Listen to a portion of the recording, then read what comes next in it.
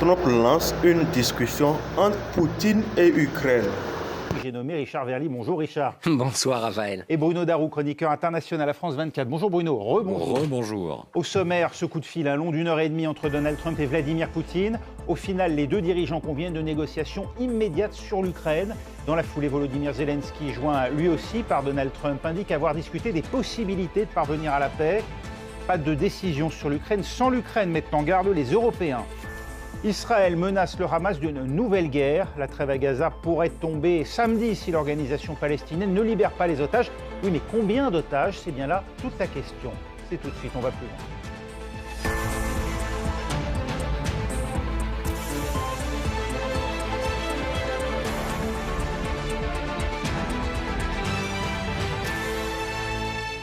On évoquait hier la perspective de négociations prochaines entre l'Ukraine et la Russie. Ça se précise si l'on en croit la Maison-Blanche. Donald Trump s'est entretenu avec les deux dirigeants russes et ukrainiens. Au terme d'1h30 d'entretien téléphonique, il serait convenu avec Vladimir Poutine d'entamer des négociations immédiatement avec ou sans l'Ukraine. C'est là toute la question qui agite les Européens notamment. Mathieu Mabin, on va revenir très brièvement. Que s'est-il dit exactement entre les deux hommes? Que sait-on? Alors, on l'évoquait à l'instant dans la première partie, il ne s'est pas dit grand-chose entre les deux hommes, tout simplement une profession de foi de la part de Donald Trump qu'il est difficile de vérifier puisque, encore une fois, le transcrit de la conversation entre les deux chefs d'État n'a pas été rendu public, contrairement à ce qui a pu se faire par le passé dans les administrations précédentes.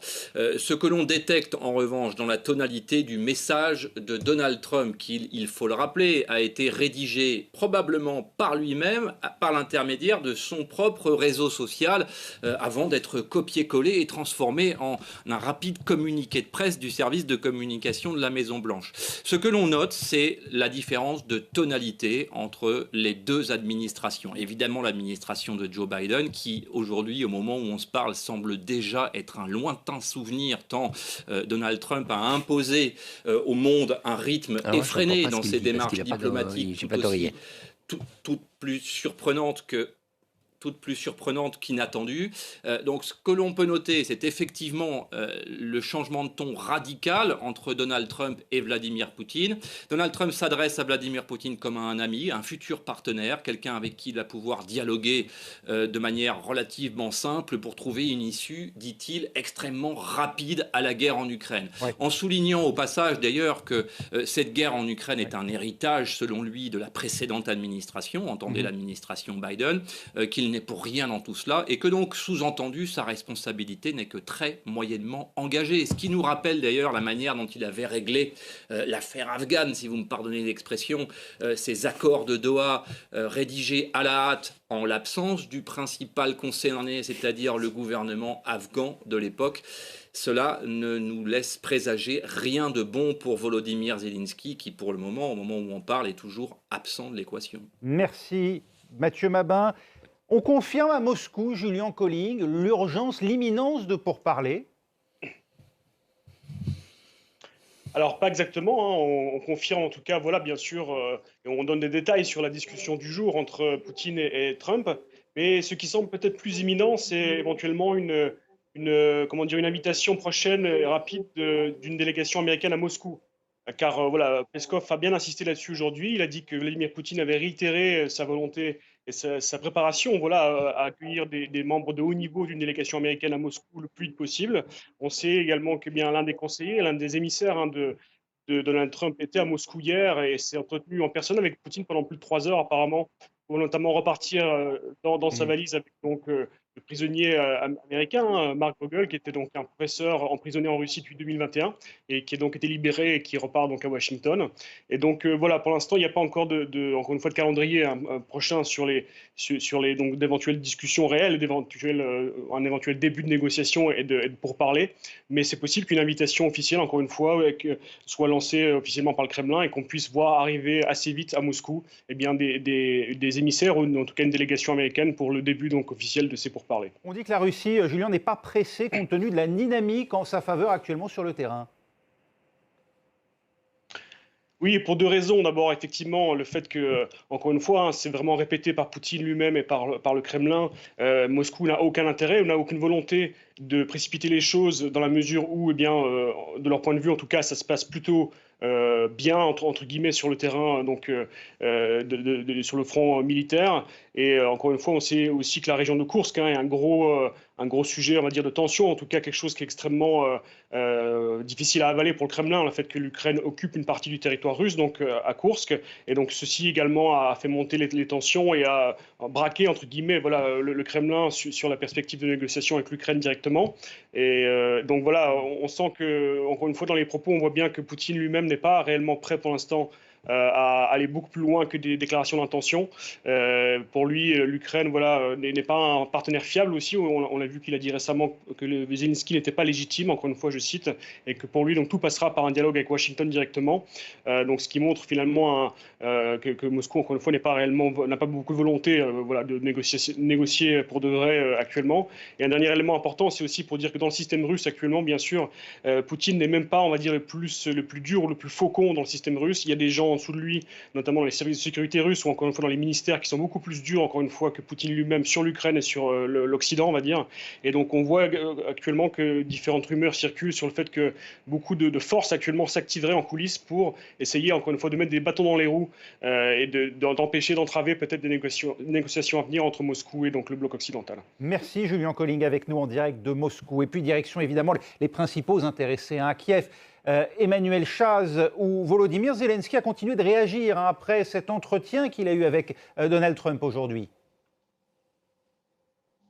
Oui, tout à fait. Un président ukrainien qui a de fait été mis devant le fait accompli de cette longue conversation entre le président russe Vladimir Poutine et Donald Trump. Alors, Volodymyr Zelensky qui s'est exprimé il y a quelques instants, il dit que les négociations, il emploie ce mot en ukrainien, négociations avec les États-Unis ont été très approfondies. Il explique avoir eu une bonne conversation avec le président Trump, une conversation au cours de laquelle, je le cite, il a été discuté de nombreuses nuances diplomatiques, militaires et économiques.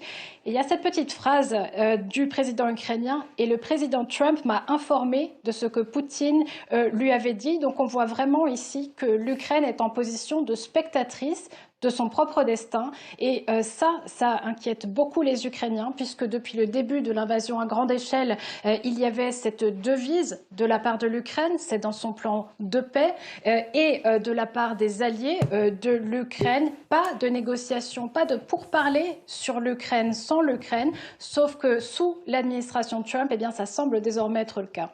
Merci Emmanuel Chaz avec nous en direct de Kiev. Richard Verly, c'est le moment d'une reddition imposée à l'Ukraine pour être extrêmement brutale ce soir, ou bien c'est plus complexe, on n'a pas encore tous les éléments, et peut-être que Donald Trump cherche effectivement à préserver peut-être les intérêts de Kiev dans cette affaire. Moi, je n'irai pas jusqu'à la reddition imposée, parce que de toute façon, ce ne serait pas à l'avantage de Donald Trump. Donald Trump, il veut deux choses. Il veut d'une part pouvoir tenir sa promesse « j'ai ramené la paix », ce qui dans son esprit veut dire « les combats cessent ». Ça, c'est la première chose. Mais la deuxième chose, il faut une solution que la communauté internationale vive comme une victoire des États-Unis quand même. Il ne veut pas quelque chose au rabais.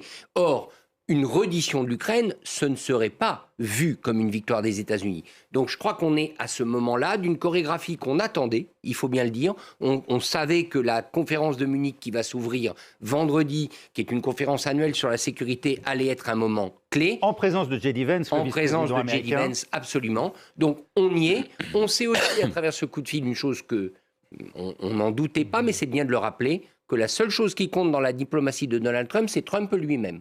C'est le coup de fil qui passe, c'est les mots qu'il prononce. Donc J.D. Vance, à Munich, sera le porte-parole de Donald Trump, bien évidemment. Il aura des contacts, mais de toute évidence, c'est au téléphone ou par d'autres moyens, mais ça passera par Donald Trump lui-même ou par des conseillers qui lui rapportent directement. Ce qui veut dire que c'est une chorégraphie à laquelle, par exemple, les Européens ne sont pas du tout habitués, parce que vous oubliez le département d'État, vous l'avez quand même constaté en ce moment, vous oubliez les structures habituelles de négociation, ça se joue, comme Trump aime le dire, d'homme à homme, et lui, il est persuadé qu'en ce moment, il a la supériorité, il a le levier sur Poutine. Alors, sauf que ça pose deux problèmes, Bruno Darroux. D'abord, que l'Ukraine elle-même, qui est quand même concernée au premier chef, et derrière elle les Européens, Trump semble vouloir leur imposer des conditions, notamment en termes d'abandon, de concessions territoriales, et puis aussi, si l'on entend Pete Hegseth, son secrétaire à la défense sur l'OTAN, et puis plus généralement, Poutine lui-même n'a pas forcément envie aujourd'hui d'aller aux négociations.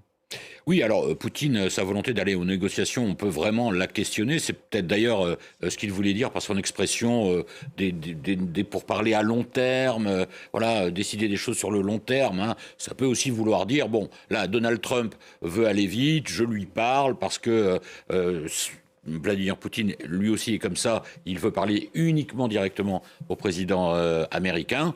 Mais effectivement, les choses ne sont peut-être pas aussi simples. Ce qui est un peu inquiétant quand même pour le moment, pour Kiev, c'est effectivement cette manière d'être informé pour parler direct entre Trump et Poutine.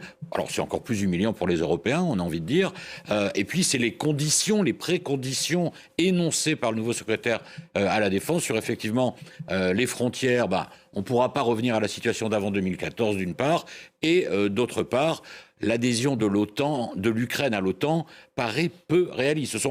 Ça fait partie des conditions posées par les Russes, c'est-à-dire garder les territoires qu'ils ont conquis et faire en sorte que l'OTAN jamais, alors bon, Pete Hegseth n'a pas dit jamais, que l'OTAN jamais ne puisse adhérer à l'OTAN. Donc on voit quand même que c'est très compliqué. Effectivement, comme le disait Richard, c'est un type de négociation, oui, là encore, qui ressemble plus à du business.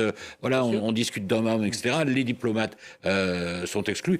Et les Européens aussi, sauf que, Pete Hegseth l'a dit aussi, les Européens, ensuite, ce sera à eux de faire, si vous me passez l'expression, le sale boulot. Ouais. Parce que les troupes américaines ne seront pas là.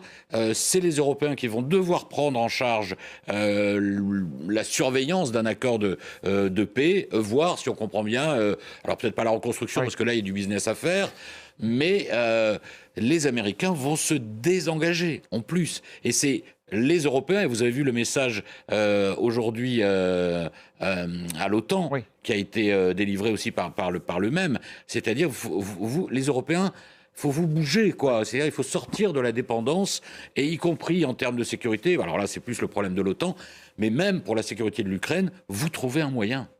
Qu'y a-t-il, Richard, que les Européens puissent faire pour éviter de se voir imposer demain une situation qui leur soit préjudiciable, si on les écoute aujourd'hui, hein, et qui, en plus, si l'on en croit Richard Tenzer, mais Nicolas Tenzer, il n'est pas le seul à le penser, il le disait il y a un instant sur cette antenne, prépare peut-être la guerre de demain, c'est-à-dire le cessez-le-feu d'aujourd'hui sur la ligne de front du Donbass pourrait demain encourager Poutine à aller au-delà. En théorie, les Européens devraient taper du poing sur la table. Ça, c'est la réalité du moment. Au fond, ils devraient la jouer à la Trump. Ils devraient prendre leur téléphone et appeler Trump. Le problème, c'est qui va prendre ce téléphone. L'Union européenne, c'est 27 numéros. Exactement. Qui va prendre ce téléphone? Et même les interlocuteurs désignés, parce qu'il y en a au sein de l'Union européenne. On pense naturellement soit à Mme von der Leyen, la présidente de la Commission, soit à Antonio Costa, le président du Conseil, soit à Mme Kallas, l'Estonienne qui dirige la diplomatie. Ces trois-là ne vont pas le faire. Pourquoi ils ne vont pas le faire? Parce que d'abord, ce sont trois pro-américains, il faut bien le répéter, qui longtemps ont été en quelque sorte biberonnés par les États-Unis et n'ont pas une culture d'indépendance vis-à-vis des États-Unis. Et ensuite, parce que l'Union européenne, elle a à négocier sur le plan commercial, elle sait que ça va arriver bientôt. Et donc, elle ne veut pas brûler toutes ses cartouches. Donc, il y a un réel problème. Alors, est-ce qu'il y a une solution alternative au fait de taper du poing sur la table? Oui, il y en a peut-être une, et à ce moment-là, ce serait d'offrir quelque chose à l'Ukraine maintenant. De dire à l'Ukraine, voilà, nous, Européens, voilà ce qu'on vous offre, quelque chose de massif qui change la donne et qui pèse sur la table. Il n'y a qu'une chose, et ça, les Européens ont un gros problème avec, c'est l'accélération de l'élargissement. Et oui, mais il y a les traités. Absolument. Et puis, par ailleurs, il y a les traités et il y a des divisions au sein de l'Union européenne. Je rappelle qu'en France, il faudra passer par un référendum et ça risque d'être très compliqué. Mais ça aurait du poids. De dire, on vous prend maintenant. Nous, les Européens, on s'engage à vous prendre maintenant. Malheureusement, je ne vois pas politiquement le consensus suffisant pour le faire. Est-ce que ce serait justifié ou pas? Ça, c'est un autre débat, mais ça pèserait dans la balance. Dans l'intervalle, Bruno, Donald Trump annonce des visites d'ailleurs, de lui en Russie, peut-être de Vladimir Poutine aux États-Unis. Oui. Ça peut aller vite ou ça va prendre du temps? Écoutez, ça c'est bien difficile à dire. Là, on a l'impression ce soir que ça va aller très vite. on va voir concrètement comment ça se passe quand même. On a plutôt l'impression que ça va aller relativement vite. Et c'est pour ça que les Européens, effectivement, devraient réagir. Alors là, il y a eu quand même des réactions de ministres européens, dont le ministre français des Affaires étrangères, de quelques chancelleries quand même, qui disent... Espagne, enfin Madrid, Berlin, voilà, oui. Voilà. D'ailleurs, c'était une réunion où il y avait d'autres pays qui, eux, n'ont pas réagi, comme par exemple le Royaume-Uni, l'Italie, n'ont pas réagi. Mais effectivement, il faudrait que ce soit des chefs d'État ou de gouvernement qui réagissent. Mais pour dire quoi ensuite? C'est ça le problème. Alors effectivement, soit il y a une solution comme ça qui est innovante et qui peut parler aux Ukrainiens, mais après, militairement, en fait, les Américains mettent les Européens, ou veulent mettre, ou cherchent à mettre, je ne sais pas, les Européens dans une position quasiment intenable. Parce que tout le monde sait que les Européens, là, dans les semaines et les mois qui viennent, n'auront pas les moyens militaires. Alors, les moyens financiers, ils peuvent les avoir s'ils arrivent à se mettre d'accord. Mais les moyens militaires, ça paraît quand même très compliqué. Oui, effectivement. Alors, moi, je continue d'être optimiste, à savoir, on avait quand même vu, rappelez-vous, au début de cette guerre, 2022, l'Union européenne a fait des choses qu'on ne s'attendait pas à voir à Bruxelles. Parce que l'Ukraine aussi a fait des choses qu'on ne s'attendait pas à voir de sa part, et ça a créé un effet d'entraînement. Absolument. Donc, je crois que, pour répondre vraiment à la question, ça se joue en ce moment. Au fond, il y a deux jeux. Il y a le jeu direct Trump-Poutine. Dans ce jeu-là, ni Trump ni Poutine ne vont accepter une troisième personne. Il ne faut pas se leurrer. Ils ne veulent pas de troisième personne, ils ne veulent pas d'un interlocuteur européen, et tous les deux, j'ai bien dit tous les deux, ne veulent pas de Zelensky. Parce qu'il ne faut pas se leurrer. Trump ne veut pas de Zelensky non plus. Par contre, il y a un duo, il y a un autre duo, c'est Ukraine-Union européenne. Oui. C'est ce duo-là qui doit discuter et négocier d'urgence. Il faut que ce duo-là soit capable d'accoucher de quelque chose. Est-ce que c'est possible ou pas? Je pense que ça le serait, mais ça supposera une vraie énergie politique.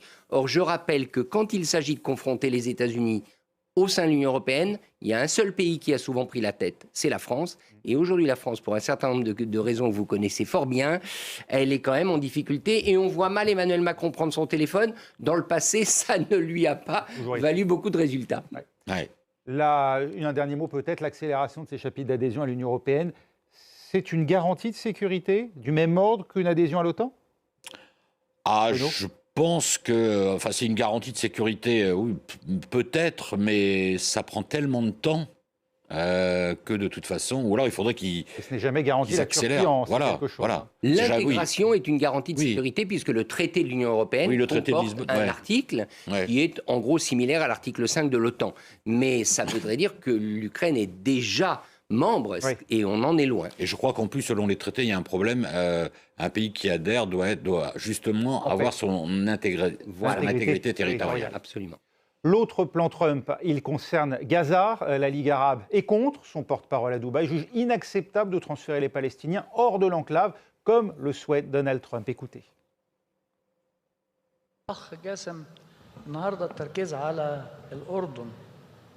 L'attention se porte aujourd'hui sur la bande de Gaza et elle se portera demain sur la Cisjordanie, avec pour objectif de vider la Palestine historique de ses habitants d'origine.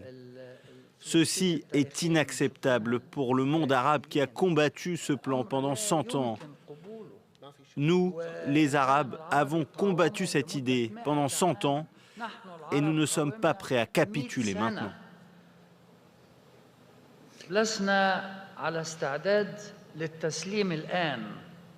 En première ligne, l'Égypte, particulièrement exposée en cas de déplacement de population via le terminal de Rafah. Richard, l'Égypte qui a annoncé la tenue d'un sommet extraordinaire de la Ligue arabe au Caire à la fin du mois et déclaré qu'elle présenterait pour l'occasion une vision globale pour la reconstruction de Gaza. Ce qu'évoquait d'ailleurs dès hier Abdallah II aux États-Unis, le roi de Jordanie. L'Égypte a les moyens réellement de tenir tête à Washington? L'Égypte comme pays, non. L'Égypte comme régime, oui. C'est pas tout à fait la même chose. Le pays, il est en crise économique, il est en situation démographique extrêmement problématique et il est exposé à beaucoup de vulnérabilité. Il a besoin de l'aide américaine. Le régime militaire égyptien, lui, peut tenir. Je rappelle quand même que dans l'histoire égyptienne, toute la période Nasser, c'était un alignement plutôt sur l'URSS que sur les États-Unis. Oui. Ce sont des militaires, les Égyptiens, qui n'aiment pas recevoir des ordres, qui sont extrêmement sourcilleux. Et peut-être que là, Trump, il a trouvé dans le maréchal Sisi l'homme qu'il ne fallait pas provoquer. Je ne dis pas que ça va se passer, mais là, il y a quand même une véritable équation. Donc moi, je ne mettrai pas ma pièce sur la capitulation du leader égyptien. Maintenant, ce n'est pas dans les habitudes. Bruno. En tout cas, l'Égypte a retrouvé quand même le rôle aussi un peu qu'elle a eu pendant longtemps de leadership et de porte-parole en quelque sorte des pays arabes, puisqu'on sait qu'elle a été diplomatiquement très active ces derniers jours pour qu'il y ait finalement cette déclaration de la Ligue arabe. Parce que rappelez-vous, quand Trump a émis au début son idée de Riviera sur Gaza, si on peut dire, il y a eu la réaction de l'Égypte, de la Jordanie, mais on n'entendait pas tellement les autres pays arabes. Là, les Émirats arabes, l'Arabie saoudite, la Ligue arabe, enfin bon, il y a une réaction finalement assez unie du monde arabe, et Donald Trump, même, et à cause d'ailleurs de cette logique transactionnelle, est quand même obligé d'en tenir compte, plus tout ce qu'a dit Richard, je suis d'accord sur l'Égypte. D'ailleurs, vous savez que Donald Trump a suspendu toutes les aides étrangères des États-Unis, sauf 2 pays, Israël et l'Égypte. C'est pas le cas de la Jordanie, qui pour le moment a vu son aide suspendue. Donc Trump, il sait aussi qu'il peut pas faire n'importe quoi avec l'Égypte. Mais ça l'empêche pas de maintenir son plan, apparemment. Tout à fait. Je rappelle un élément complémentaire, puisque on parle beaucoup, Donald Trump lui-même, d'un autre canal. L'Égypte a le levier du canal de Suez. Oui. C'est quand même pas rien sur un président comme Trump qui est obsédé par le commerce. Oui, on l'a vu avec Panama. Absolument, c'est pour ça que j'en parle. Oui. Donc là, il pourrait bien se heurter à quelque chose qu'il n'a pas vu venir, parce qu'on est, disons-le, l'Égypte ne boxe pas du tout dans la même catégorie que la Jordanie. C'est clair, tant au point de vue de son influence diplomatique que de la personnalité du dirigeant. Et ce régime, rappelons-le quand même, parce que je m'interrogeais sur la capacité du pays à tenir. C'est vrai que le pays est dans une situation très difficile, mais le régime parvient à le tenir. Le régime sait tenir ce pays, et c'est pas Donald Trump qui va y changer quelque chose. Enfin, dernière chose, si l'Égypte venait de manière subversive, parce qu'elle est en paix avec Israël, elle ne va pas remettre ça en cause. Mais si elle, de manière subversive, elle venait à laisser s'installer une sorte de tension, etc., ce ne serait pas bon pour Israël et donc pas bon pour les États-Unis en ce moment. Donc pas mal d'armes, finalement, d'armes diplomatiques ou politiques du côté du Caire. Oui, du Caire et puis aussi de Riyad, parce qu'on voit l'Arabie saoudite, vous l'avez dit Bruno, a adopté aussi une position très claire de refus face au plan Trump. Là aussi, l'Arabie saoudite peut être un pivot dans ce dossier et avec sa possibilité de ne pas dépendre totalement des États-Unis. Oui, l'Arabie saoudite, elle a 2 atouts que tu appelles l'Égypte, elle a beaucoup d'argent et elle sait que Trump aimerait beaucoup qu'elle normalise ses relations avec Israël. Donc elle peut jouer là-dessus, elle a beaucoup d'argent pour aider à la reconstruction de Gaza. D'ailleurs, ça fait partie des propositions du Caire, de reconstruire Gaza, mais avec les Palestiniens sur place. Et puis, effectivement, elle peut jouer de ce souhait que Donald Trump, il rêvait déjà que les accords d'Abraham aillent jusqu'à l'Arabie saoudite, qui est quand même le gros pays de la région. Ça n'a pas été possible. On était à 2 doigts d'y arriver avant le 7 octobre. C'était Joe Biden. Certains ont même pensé que ça avait peut-être pu motiver ce qui s'est passé le 7 octobre en partie. En tout cas, elle joue aussi un rôle aujourd'hui très, très indépendant. Et MBS, en fait, est beaucoup moins dépendant des États-Unis que ça n'a été le cas pendant des années. Il a développé des relations avec la Russie, avec la Chine, avec les Coréens, enfin, avec pas mal de monde. Donc, il a un peu plus de marge de manœuvre aussi. Cette fin de non-recevoir opposée au plan Trump pourrait-elle, d'après vous, là on est vraiment dans un problème presque d'agenda, de concordance, en tout cas de cycles qui s'entrechoquent, peser à très court terme sur la question de ce cessez-le-feu à Gaza, si d'aventure ni Donald Trump ni Benjamin Netanyahou n'entrevoyaient de possibilités ensuite pour disposer de Gaza à leur convenance, est-ce que cela pourrait les faire reconsidérer la possibilité d'une reprise des hostilités à partir de samedi ? Alors, est-ce qu'Israël a intérêt à reprendre les hostilités ? Il y a quand même encore pas mal d'otages qui sont détenus. On a vu à travers ces images affreuses et cette exploitation médiatique abominable du Hamas que ces otages, pour certains d'entre eux, sont en très mauvaises conditions physiques. Est-ce que Netanyahou peut prendre ce risque-là? Parce que ça voudrait dire à ce moment-là sacrifier les otages qui restent. Ouais. Clairement, une reprise des hostilités. Donc, pour l'essentiel, des militaires. On parle d'une trentaine de militaires aujourd'hui. Oui, alors est-ce que c'est plus facile pour Netanyahou de sacrifier des militaires que des civils? Je ne le crois pas, si on se souvient de ce qui s'est passé dans le passé. Donc moi, je pense pas. Je pense que quand même, cette situation, cette négociation, elle intervient à un moment favorable pour le Hamas. Alors le Hamas en rajoute de manière absolument odieuse et atroce. Israël a besoin, le gouvernement israélien a besoin de faire libérer ses otages. Après, ce qui est quand même plus perturbant, et alors là, j'ai regardé pourtant, j'imagine comme Bruno, j'ai cherché à comprendre. Trump dit, si vous libérez pas les otages, je vous promets l'Armageddon. Oui. Alors, je vois pas ce qu'il peut faire. Je vois pas ce qu'il peut faire. Parce qu'il a bien dit qu'il voulait pas engager les États-Unis dans une guerre. Parce que s'il faisait ça, ce serait une contradiction de toutes ses promesses. Alors là, je comprends pas. Bah, il donne le feu, à mon avis, il donne le feu vert. Il donne libre cours à l'armée israélienne. Mais est-ce que l'armée israélienne a intérêt à le faire maintenant et est-ce que Netanyahou a intérêt? Eh ben ça, c'est une vraie question. Moi, je ne suis pas tout à fait sur votre ligne. Je pense que malheureusement, l'avenir le dira, mais les otages, effectivement, c'est une question importante. Mais je pense que Netanyahou et son ministre de la Défense veulent plutôt reprendre l'offensive, ne pas s'engager dans la phase 2 des accords de cessez-le-feu, essayer d'en terminer une bonne fois pour toutes. Ça reviendrait à sacrifier les otages. Ça reviendrait à sacrifier les otages. C'est vrai que ça, c'est un problème, mais on n'a pas l'impression, en tout cas, que ça arrête complètement, parce que finalement... C'est un risque qu'ils avaient pris en novembre 2023, ouais. En revenant sur la trêve, en interrompant la trêve déjà à l'époque. Parce que là, le Hamas a dit qu'il était prêt à reprendre les libérations ce samedi. Bon, pour le moment, c'est pas abouti, quoi. Il reste 3 jours pour le savoir. Merci en tout cas. Merci beaucoup Richard Verly, Bruno Darou. Merci. On va plus loin. C'est terminé. L'essentiel, évidemment, continue. Dans 3 minutes, restez avec nous. Pour plus d'informations, abonnez-vous et soutenez la chaîne.